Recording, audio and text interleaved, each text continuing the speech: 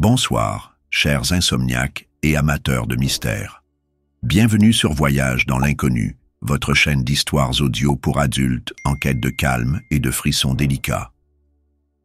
Ce soir, plongez dans Mystère à Ravenswood Manor, une intrigue, inspirée du style inimitable d'Agatha Christie. Laissez-vous bercer par une enquête feutrée, des personnages ambigus et une atmosphère brumeuse où chaque détail compte. Préparez-vous à fermer les yeux et à ne pas les rouvrir avant le dénouement. Bonne nuit et que les rêves vous emportent. À la veille de la Seconde Guerre mondiale, le paisible village de Little Haversham est plongé dans le chaos lorsque Sir Reginald Covington, un riche aristocrate, est retrouvé mort dans son manoir ancestral. Tous les soupçons se portent sur les invités réunis pour son 60e anniversaire. Sa veuve éplorée, son neveu ambitieux, un médecin aux mains sales, une gouvernante trop discrète et un étranger mystérieux répondant au nom de Mr. Brown. Ce dernier, pourtant inconnu de tous, se propose d'élucider l'affaire. Mais entre mensonges, secrets, de famille et indices contradictoires, la vérité semble hors de portée. Qui est réellement Mr. Brown? Et pourquoi le symbole d'un corbeau gravé sur la scène du crime réapparaît-il à chaque tournant? Une course contre la montre commence, où rien n'est ce qu'il paraît. Chapitre 1. L'invitation inquiétante. La pluie tombait drue sur la campagne anglaise, transformant les champs en mares grises et les routes en rubans boueux. Assis dans le compartiment étroit du train de Little Haversham, Mr. Brown contemplait le paysage détrempé à travers la vitre embuée, son profil anguleux, éclairé par intermittence par les lampadaires des villages traversés, reflétait une concentration tranquille. Dans sa main gantée, il serrait une lettre à l'entête des Covington, un corbeau stylisé gravé dans le papier épais. « Venez à Ravenswood Manor. Urgent. » Aucune signature, si ce n'est le sceau de cire noire apposé avec soin. Intrigant. Pourquoi Sir Reginald Covington, un homme qu'il n'avait jamais rencontré, lui aurait-il envoyé une telle convocation? Brown n'était ni détective, ni homme de loi, ni même un parent éloigné. Pourtant, l'invitation insistait. « Venez avant la nuit. » Et il était venu, porté par une curiosité qui, depuis des années, lui collait à la peau comme une seconde nature. Le train s'arrêta enfin dans un crissement métallique. La gare de Little Haversham n'était guère plus qu'un quai délabré et une lanterne vacillante. Un fiacre attendait, conduit par un homme à la barbe hirsute qui marmonna un « bonsoir, messieurs » à peine audible. Le trajet jusqu'au manoir fut silencieux, ponctué seulement par le martèlement des sabots et le crépitement de la pluie. Ravenswood Manor se dressa soudain devant eux, masse sombre découpée contre un ciel d'encre. Ses tours gothiques, mangées par le lierre, semblaient vouloir percer les nuages. Des fenêtres éclairées brillaient faiblement, comme des yeux fatigués. Brown régla le cocher et gravit les marches du perron, sa mallette à la main. La porte s'ouvrit avant même qu'il ne frappe. « Mr. Brown ». La voix était celle d'une femme, teintée d'un accent londonien soigné. Une gouvernante, sans doute, robe noire austère, chignon serré, mains pâles croisées sur un tablier blanc. « Je suis Miss Grey. Sir Reginald vous attendait. » Attendait. Le passé sonnait étrangement. Brown fronça les sourcils. « Est-il indisposé? »« Je vais vous conduire à lui. » Elle le précéda dans un hall lambrissé où flottait une odeur de cire et de bois humide. Des portraits sévères les observèrent depuis les murs, leurs regards figés dans le temps. Miss Grey s'arrêta devant une double porte en chêne, hésita, puis l'entr'ouvrit. « Sir Reginald » commença-t-elle, mais Brown ne la laissa pas finir. Il pénétra dans la pièce, et son cœur manqua un battement. La salle à manger était plongée dans une semi-pénombre, éclairée seulement par les flammes mourantes d'une cheminée. Sur la table, dressée pour un dîner qui n'aurait jamais lieu, trônait un service en porcelaine intact. Et au centre, affalé sur sa chaise, Sir Reginald Covington fixait le vide, un couteau de cristal planté dans la poitrine. « Mon Dieu !» souffla Brown. Il s'approcha, notant les détails avec une précision clinique. Aucune trace de lutte. Les mains de la victime étaient croisées sur le manche du couteau, comme disposées là délibérément.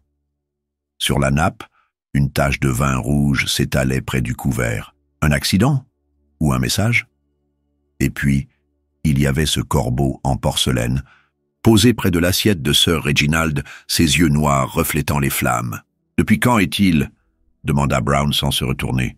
« 1 heure, peut-être 2 » répondit Miss Grey d'une voix blanche. « Les invités sont réunis au salon. Ils ne savent pas encore. » « Les invités ?» Le dîner d'anniversaire de Sir Reginald. Ils sont arrivés ce soir. Brown hocha la tête. Une réception. Un meurtre. Et lui, étranger, au cœur de la tempête. Il effleura le corbeau du bout des doigts. Une réplique parfaite de celui sur le sceau de la lettre. « Faites prévenir la police, Miss Grey, et rassemblez les invités. Je crains que cette nuit ne soit longue. » Alors qu'il prononçait ces mots, un éclair zébra le ciel, illuminant la pièce d'une lueur spectrale. Dans cette fraction de seconde, Brown crut voir le corbeau bouger. Mais lorsqu'il regarda à nouveau, il n'y avait que la porcelaine froide et le visage sans vie de Sir Reginald, souriant presque. Chapitre 2. Le cercle des suspects. Le salon de Ravenswood Manor sentait le bois ciré et le thé refroidi.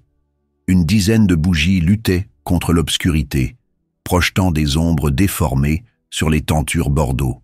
Brown, debout près de la cheminée, observait les invités rassemblés comme des pions sur un échiquier.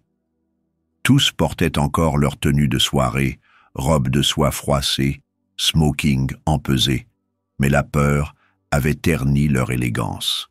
« Je vous en prie, asseyez-vous » murmura Brown. Lady Eleanor Covington, la veuve, s'effondra sur un canapé, son visage pâle caché derrière un mouchoir brodé.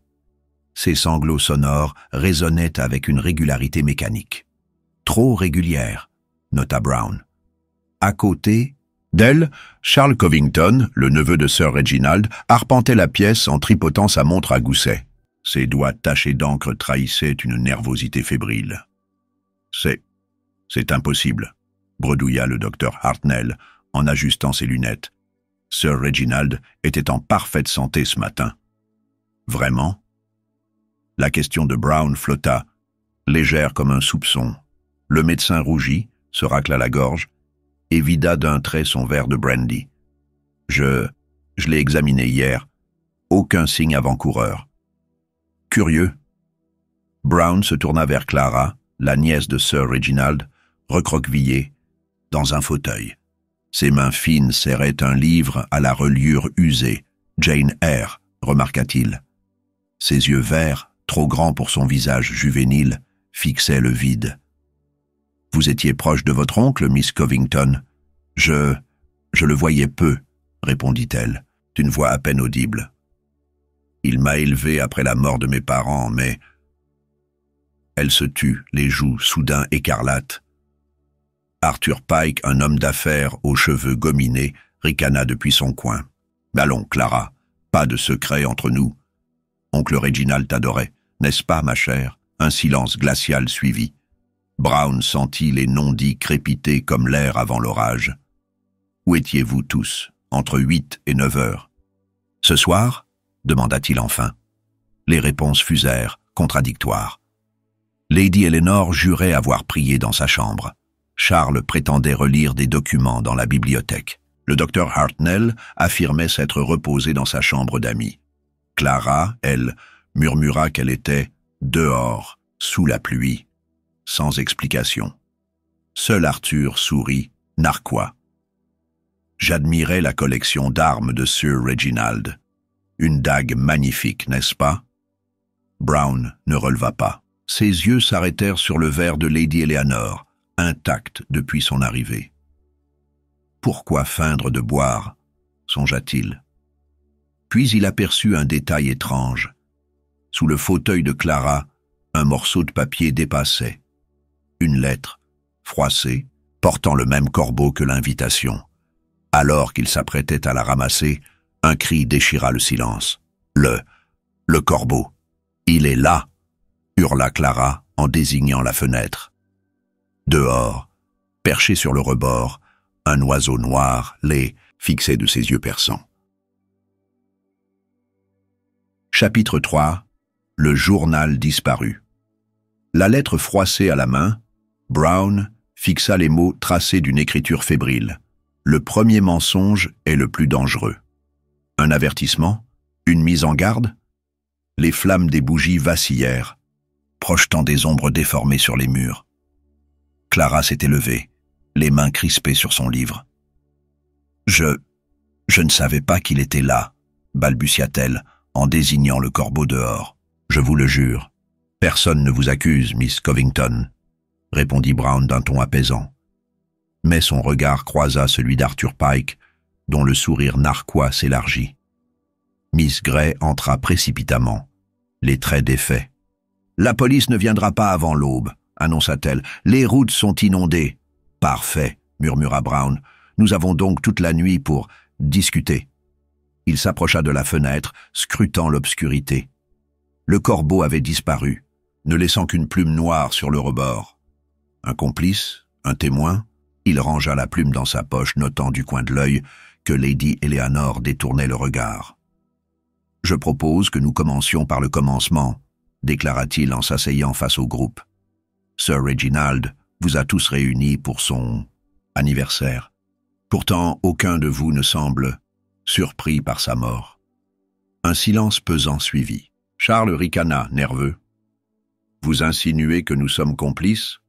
Je constate, simplement. » Brown posa la lettre sur la table. « Quelqu'un a reçu ceci. Un avertissement, peut-être. Qui ? Ce n'est pas à vous. » Clara bondit, arrachant le papier des mains de Brown. Ses yeux brillaient de larmes contenues. « C'était à lui, à Sir Reginald. »« Non, » intervint Arthur en se levant, « à elle. » Il désigna Lady Eleanor, dont le visage se figea. « N'est-ce pas, ma chère tante? Ces lettres anonymes qui vous terrorisaient, elles parlaient d'un corbeau, non ?» Lady Eleanor se leva d'un bond, renversant son verre. « Taisez-vous, vous ne savez rien. »« Oh, mais je sais tout, » répliqua Arthur glacial. « Le passé de Sir Reginald, c'est arrangement financier, et ce journal qu'il cachait dans son bureau. » Brown se raidit. Un journal. Où est-il maintenant? Détruit sans doute, grogna Charles. Oncle Reginald ne supportait plus ses secrets. Secrets? Releva Brown. Ou chantage? Arthur éclata de rire. Bravo, Mr. Brown, c'est exactement ce que je pense. Quelqu'un menaçait de tout révéler, et ce quelqu'un, il se tourna vers Clara, qui recula comme un animal traqué. N'a pas supporté de voir son oncle préférer une étrangère à sa propre famille. Clara ouvrit la bouche pour protester, mais un cri déchirant retentit soudain depuis le hall. « Miss Gray !» Le docteur Hartnell se précipita vers la porte, suivi par le groupe. La gouvernante gisait au pied de l'escalier, inconsciente. Dans sa main crispée, un morceau de papier dépassait. Brown le récupéra, le cœur battant. Le deuxième mensonge est le feu qui consume. Elle a voulu monter dans le bureau de Sir Reginald, gémit Lady Eleanor. Elle a dit qu'elle savait où était le journal. Brown examina le corps. Aucune blessure visible, mais une odeur âcre flottait dans l'air. Du chloroforme. « Portez-la dans sa chambre, » ordonna-t-il, « et que personne ne touche à rien. » Resté seul, il grimpa l'escalier, une bougie à la main.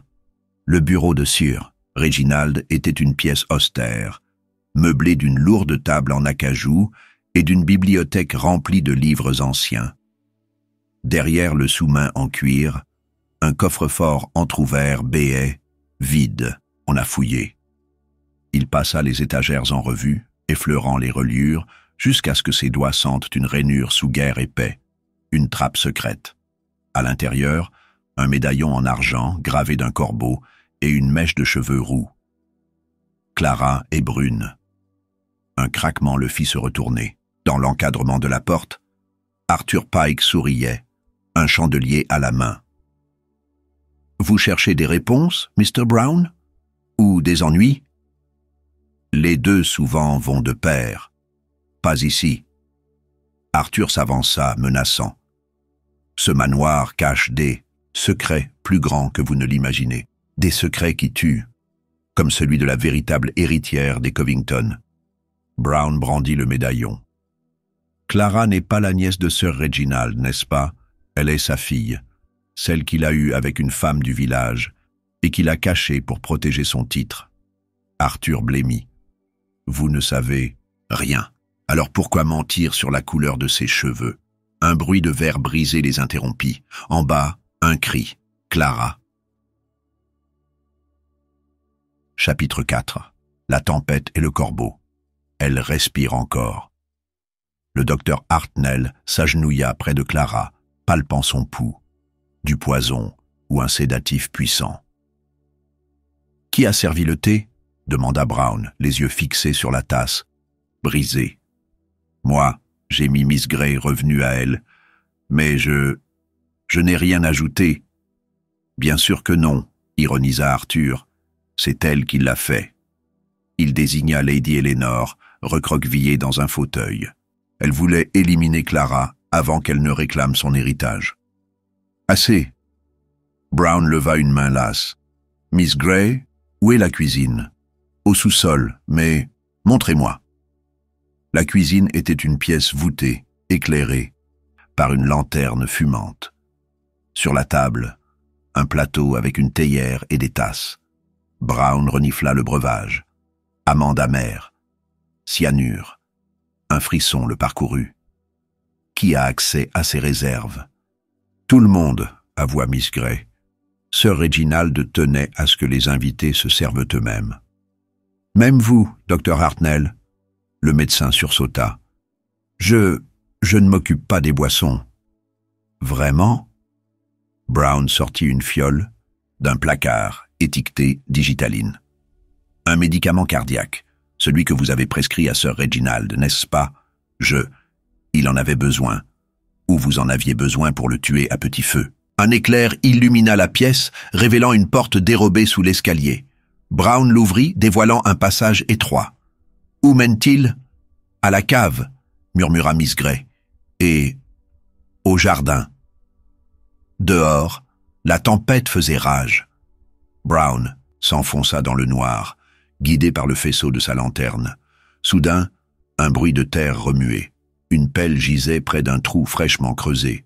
À l'intérieur, une boîte en fer rouillée, vide. Quelqu'un cherchait ceci. Il brandit un morceau de papier humide, collé au fond. « Le dernier mensonge est la vérité que vous cachez. »« Mr. Brown !» Charles déboula du manoir, trempé jusqu'aux os. Clara s'est réveillée. Elle dit que c'est lui, l'homme du portrait dans le hall. Brown se figea. Le portrait de Sir Reginald ou celui de son frère jumeau, mort depuis des années.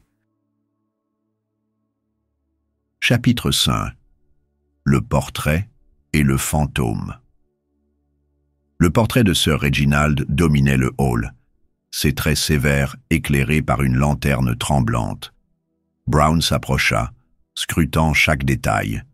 Le visage était bien celui de la victime, mais quelque chose clochait. La main gauche, légèrement crispée, trop crispée, comme si le peintre avait voulu suggérer une infirmité. Clara dit que c'est lui, répéta Charles essoufflé. L'homme qui l'a empoisonné, il lui ressemblait. À Sir Reginald? Non, à son frère. Brown se retourna, surpris. Son frère jumeau, je suppose. Celui qui est mort noyé il y a 20 ans. Officiellement, oui, intervint Arthur en les rejoignant, un sourire narquois aux lèvres. Mais certains prétendent qu'Alistair Covington a survécu, qu'il rôde encore dans ce manoir. Un coup de tonnerre fit vibrer les vitres. Brown ignora le frisson qui lui parcourut l'échine. Où est le portrait d'Alistair? Détruit, répondit Miss Gray depuis l'escalier. Sir Reginald l'a fait brûler après la disparition de son frère. Curieux? Brown effleura la toile, notant une légère bosse sous la peinture, au niveau de la poitrine. Un objet caché? Docteur Hartnell, vous connaissiez Alistair? À peine, marmonna le médecin. Il était instable, jaloux de son frère. Clara apparut, pâle mais déterminée. Oncle Reginald m'a raconté qu'Alistair était gentil, qu'il m'apportait des bonbons quand j'étais petite. Mais après l'accident, il a changé. Quel accident? Une chute de cheval, intervint Lady Eleanor d'une voix blanche. Alistair a perdu l'usage de la main gauche. Il a sombré dans l'alcool et la folie. Brown fronça les sourcils, la main gauche, comme celle du portrait, anormalement raide. Et Sir Reginald a couvert sa disparition, n'est-ce pas, pour protéger le nom des Covington. Assez. Arthur s'avança, menaçant. Vous jouez à Dieu, Brown, mais vous ignorez tout de cette famille. Vraiment? Brown sortit le médaillon de sa poche, le lançant à Clara. Reconnaissez-vous la mèche de cheveux? C'est celle de ma mère, souffla-t-elle. Mais pourquoi est-elle ici? Parce que Sir Reginald l'aimait, répondit Brown doucement, et qu'il a préféré cacher votre existence plutôt que de vous renier.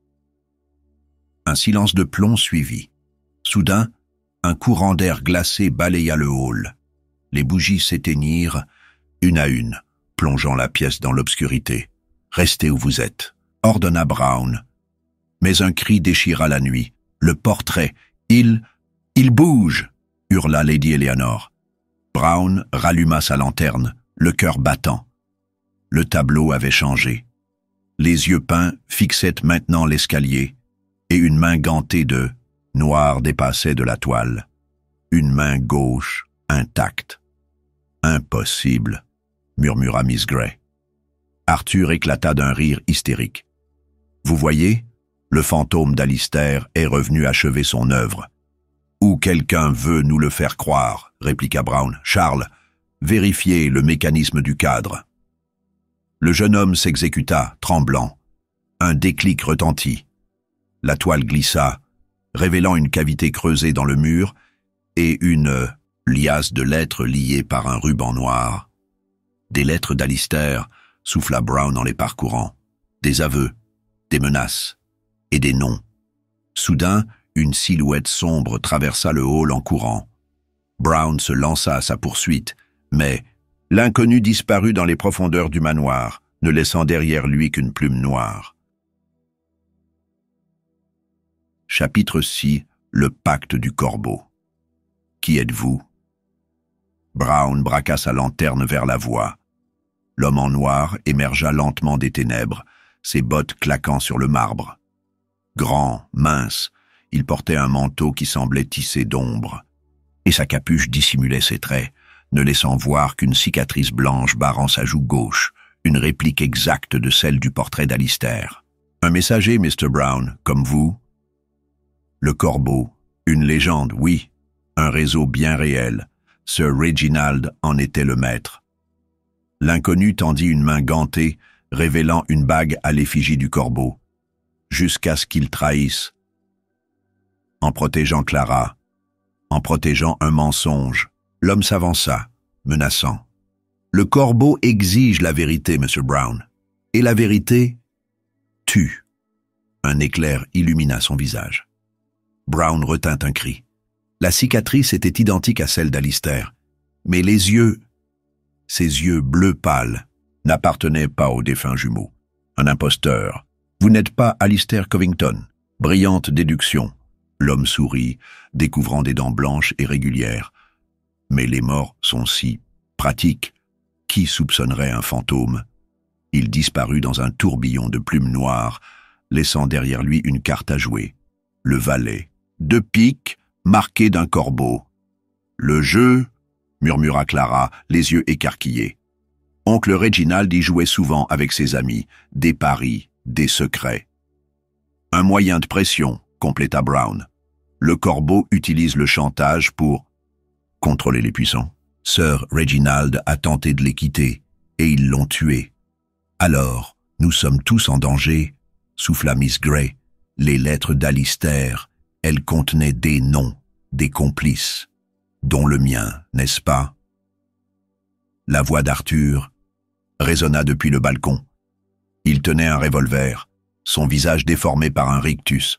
« Je suis le valet de pique, Brown, et vous venez de gâcher une partie de cartes très lucrative. » Un coup de feu déchira l'air. Brown plongea derrière un canapé tandis que la balle fracassait le portrait de Sir Reginald, arrachant un cri à Lady Eleanor. « Arthur, arrêtez !» hurla Clara. « Vous n'êtes pas obligé de... »« Oh, si !» Arthur visa à nouveau, son regard fou brillant dans la pénombre. « Le corbeau paie bien, petite sœur. Et vous, Brown, vous auriez dû rester chez vous. » Brown rampa vers la cheminée, cherchant un abri. « Pourquoi, Clara? Pourquoi maintenant? » « Parce qu'elle est la clé. » Arthur ricana, rechargeant son arme. « Le testament secret de Sir Reginald. Il la désigne comme héritière.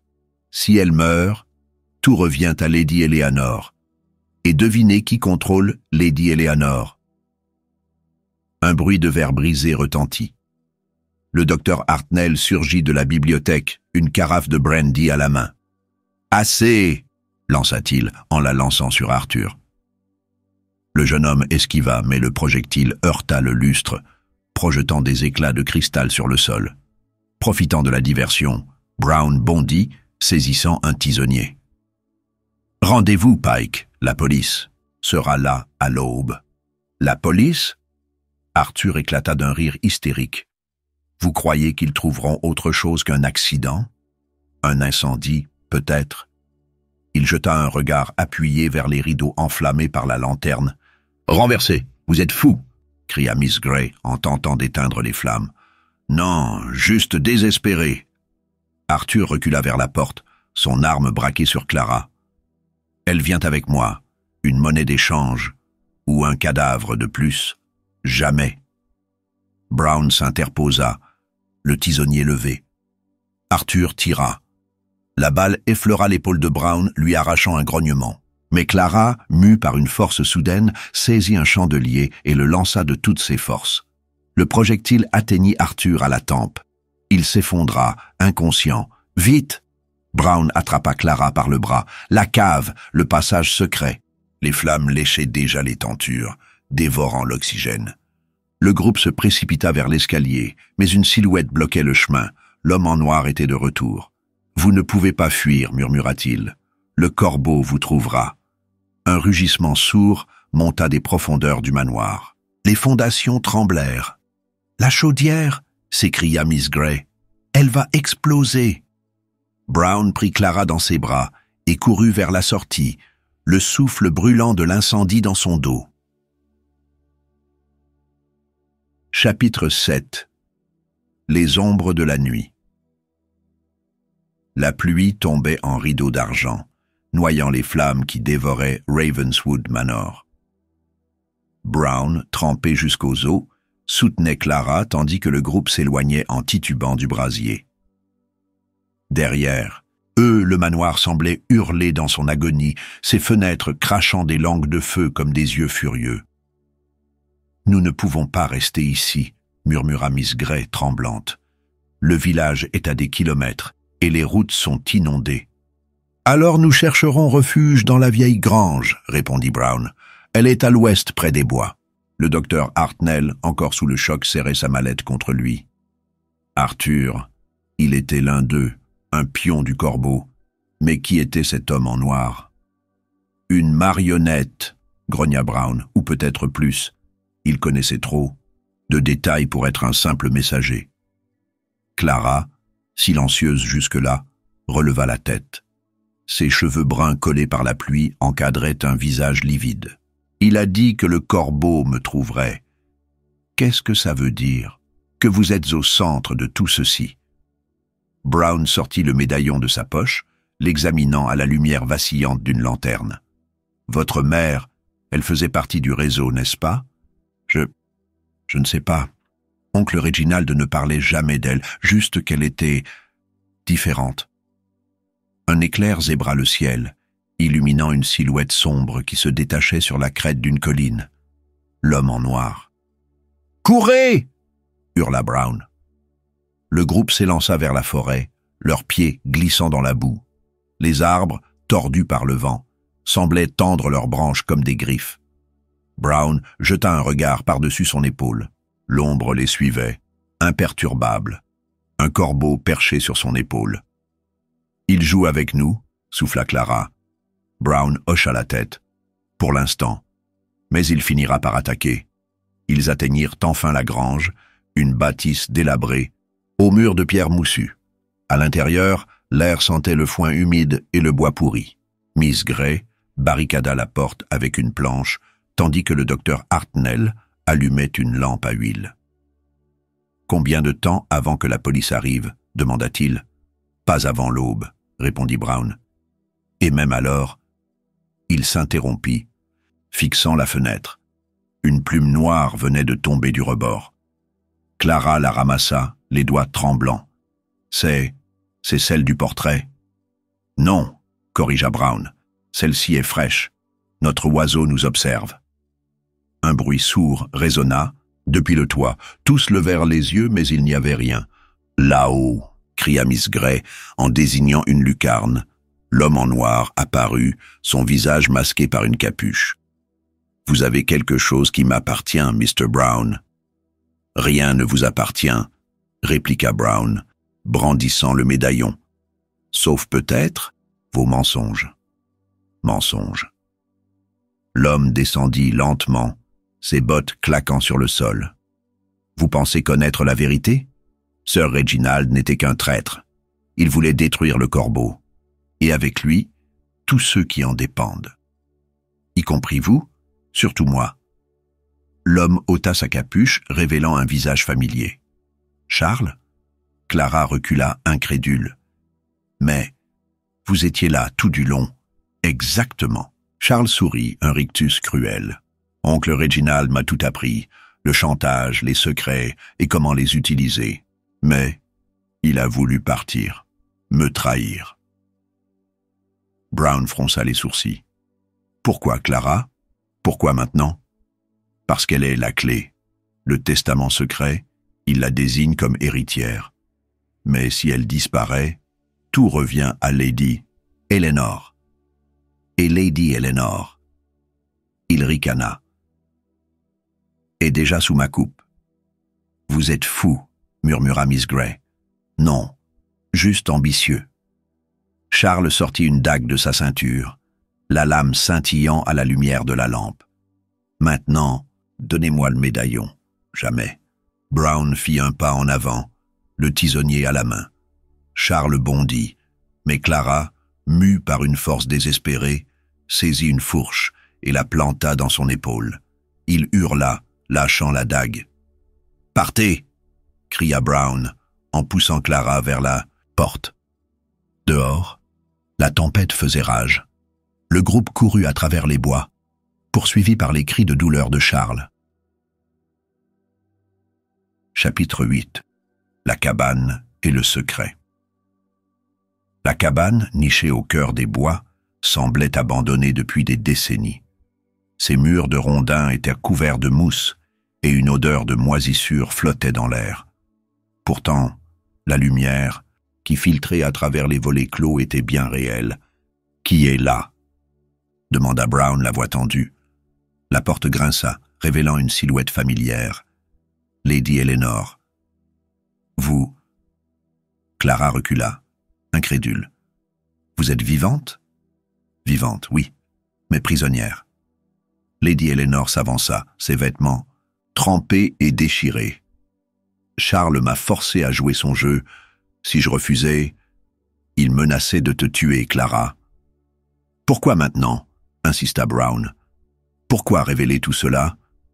Parce que je sais où est la vérité. » Elle sortit un carnet de sa poche, relié de cuir noir. « Le journal de Sir Reginald. Il contient tout, les noms, les crimes, et la raison pour laquelle ils veulent Clara morte. Pourquoi elle ? Parce qu'elle est la seule à pouvoir détruire le corbeau. » Lady Eleanor ouvrit le carnet, révélant une page marquée d'un sceau. Un corbeau entouré de flammes. « Le symbole du fondateur, » murmura Brown. Qui est-ce? Mon mari. Lady Eleanor baissa les yeux, ses mains tremblantes. Sir Reginald n'était qu'un pion. Le véritable maître du corbeau, c'est moi. Un silence glacial suivit. Vous? Clara secoua la tête, incrédule. Mais pourquoi? Parce que je n'avais pas le choix. Lady Eleanor releva la tête, ses yeux brillants de larmes. Quand j'ai épousé Reginald, j'étais déjà lié au réseau. Ils m'ont forcé à espionner, à trahir, à tuer. Mais quand j'ai découvert que Clara était en danger, j'ai décidé de tout arrêter. En tuant Sir Reginald? Non. En essayant de le sauver. Elle serra le carnet contre sa poitrine. Mais Charles, il a tout gâché. Alors quoi? Demanda Brown.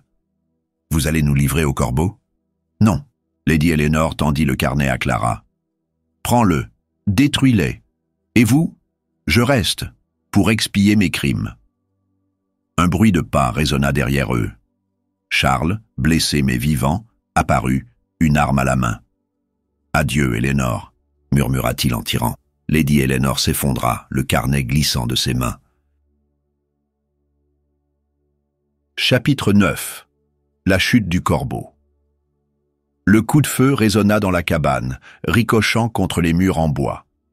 Lady Eleanor s'effondra, son corps fragile disparaissant dans l'ombre des rondins moussus. Clara hurla, se précipitant vers elle, mais Brown la retint fermement. « Reste derrière moi », ordonna-t-il le regard fixé sur Charles. Le jeune homme souriait, un revolver fumant à la main. « Vous voyez, Monsieur Brown, le corbeau ne meurt jamais. Il renaît toujours, plus fort. »« Vraiment ?» Brown avança d'un pas, le tisonnier, levé comme une épée. « Alors pourquoi tremblez-vous? Je ne tremble pas. » Charles recula, ses yeux écarquillés scrutant la pièce. « C'est juste, cette tempête, elle joue avec nos nerfs. Ou peut-être est-ce la vérité qui vous rattrape ?» Clara ramassa le carnet tombé près du corps de Lady Eleanor. Ses mains tremblaient, mais sa voix était ferme. « Ce journal, il contient tout. Les noms, les crimes, tout ce que vous avez fait. Donnez-le-moi. » Charles bondit, mais Brown intercepta son geste, repoussant violemment le revolver. L'arme glissa sur le sol, hors de portée. Un silence tendu suivit. Dehors, la tempête semblait redoubler d'intensité, les arbres grinçant sous le vent comme des gémissements d'outre-tombe. « Vous êtes fini, Pike, » murmura Brown. « Le réseau du corbeau est brisé. »« Brisé ?» Charles éclata d'un rire hystérique. « Vous croyez que quelques noms sur du papier suffiront? Le corbeau est bien plus qu'un réseau. C'est une idée, une ombre qui plane sur chaque secret, chaque mensonge. Et vous êtes juste un homme. » Il plongea soudain vers le carnet, mais Clara le lui arracha des mains. « Non !» cria-t-elle, serrant le livre contre sa poitrine. Charles rugit de frustration, se jetant sur elle. Brown intervint, le frappant avec le tisonnier. Le jeune homme s'effondra, sonné. « Clara, prends ça et cours !» ordonna Brown en lui tendant une lampe à huile. « Trouve un endroit sûr. »« Et vous ?»« Je m'occupe de lui. » Clara hésita, puis disparut dans la nuit, le carnet serré contre elle. Brown se tourna vers Charles, qui tentait péniblement de se relever. « Pourquoi? Pourquoi tout cela? Parce que je suis né pour ça. » Charles cracha du sang, son visage déformé par la douleur. « Le corbeau, c'est mon héritage, mon destin, un destin que vous avez choisi. Sir Reginald a essayé de fuir, Lady Eleanor aussi, mais vous avez préféré tuer plutôt que de renoncer. Et vous pensez que ça change quelque chose? » Charles sourit, un rictus amer. « Le corbeau survivra, toujours. Pas cette fois. » Brown souleva le tisonnier, prêt à frapper, mais avant qu'il ne puisse bouger, un cri déchira la nuit. Chapitre 10. La vérité révélée. La silhouette sombre s'avança, révélant Arthur Pike, miraculeusement rescapé de l'incendie. Son visage était couvert de suie, ses vêtements déchirés, mais son regard brillait d'une froide détermination. « Vous pensiez vraiment que j'allais mourir si facilement » ricana-t-il, resserrant sa prise sur Clara. « Le corbeau ne tombe jamais. »« Relâchez-la, Pike !» ordonna Brown, le tisonnier levé. « C'est fini. »« Fini ?» Arthur éclata de rire. « Vous avez détruit Ravenswood Manor, tué Lady Eleanor, humilié Charles. Mais vous n'avez rien compris. Le corbeau n'est pas un homme, ni même une organisation. C'est un symbole, une idée, et tant qu'il y aura des secrets, il existera. Alors, je vais le détruire. » Clara s'avança, tenant le carnet devant elle. « Tous ces noms, toutes ces vies ruinées, je vais tout révéler. Vous n'aurez jamais cette chance. » Arthur tira une dague de sa ceinture, la pointe effleurant la gorge de Clara. Brown serra les dents. « Lâchez-la, ou je jure que... »« Ou quoi ?» Arthur sourit. « Narquois. Vous allez me tuer? Me menacer? Le corbeau est déjà partout. Brown, dans chaque ville, chaque famille. Vous ne pouvez pas l'arrêter. Peut-être pas. Mais je peux vous arrêter, vous. » Brown bondit, mais Arthur fut plus rapide. D'un geste fluide, il poussa Clara sur le côté et lança la dague. Brown esquiva de justesse, la lame se fichant dans un arbre derrière lui. « Vous êtes pathétique, Brown. Un homme seul contre un empire. » Un bruit de sabots résonna soudain dans la nuit. Une voiture approchait, ses lanternes perçant la pluie. « La police !» cria Clara, se relevant. Arthur blêmit. « Impossible. Vous avez sous-estimé Miss Grey, » répondit Brown, un sourire narquois aux lèvres. Des policiers surgirent, encerclant Arthur. « Arthur Pike, vous êtes en état d'arrestation pour meurtre, chantage et association de malfaiteurs. »« Non !» hurla Arthur, se débattant. Mais les agents le maîtrisèrent rapidement, lui passant des menottes. Brown s'approcha de Clara, trempée mais vivante. « Vous avez réussi. Nous avons réussi. » Elle lui tendit le carnet. « Que faisons-nous de ça? Nous le détruisons. » Brown prit le livre, le lançant dans une flaque de boue. Le corbeau survit grâce au secret. Sans eux, il n'est rien. Et Charles, il paiera pour ses crimes, comme Arthur. Les premières lueurs de l'aube percèrent les nuages, illuminant la scène d'une lumière douce. « Rentrons chez nous, » murmura Clara. « Cette histoire est terminée. » « Pas tout à fait. » Brown sourit, son regard fixé sur l'horizon. « Mais pour aujourd'hui, c'est suffisant. » Et voilà, chers insomniaques, la fin de Mystère à Ravenswood Manor. Une histoire de secrets, de mensonges et de vérités qui finissent toujours par éclater. Si cette enquête vous a tenu en haleine, n'oubliez pas de vous abonner pour découvrir d'autres mystères nocturnes. Et rappelez-vous, dans chaque ombre, il y a une lumière prête à briller. Bonne nuit et que vos rêves soient paisibles.